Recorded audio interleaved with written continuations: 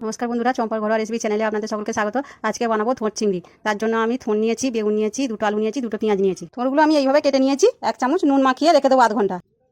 নুন দিয়ে আধ ঘন্টা রাখার পর থোড়টা আমি এইভাবে মেখে নিয়েছি। গরম হয়ে গেছে, দুটো তেজপাতা ফোড়নে দেবো, শুকনো লঙ্কা 5 ফোড়নে দিয়ে দেবো, আলু পেঁয়াজ বেগুন এইভাবে কেটে নিয়েছি। হয়ে গেছে, পেঁয়াজটা দিয়ে দেবো, বেগুনটা দিয়ে দেবো, হলুদ গুঁড়ো, লঙ্কা অল্প একটু লঙ্কা গুঁড়ো, জিরে গুঁড়ো, ধনিয়া গুঁড়ো, গোলমরিচ গুঁড়ো, কাঁচা লঙ্কা, আদা বাটা। এবার মশলাগুলো আমি দিয়ে দেবো। মশলাটা ভাজা হয়ে গেছে, থোড়গুলো রস বের করে রেখে দিয়েছিলাম সেটা আমি দিয়ে দেবো।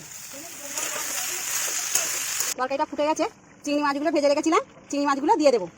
পরে আর আলুতে নুন দিয়েছিলাম, তাই একটু অল্প পরিমাণে লবণ দিয়ে দেবো। এবার একটু ঢাকা দিয়ে দেবো। তরকারিটা হয়ে এসছে, 1 চামচ চিনি দিয়ে একটু ফুটিয়ে নিয়ে নামিয়ে নেবো।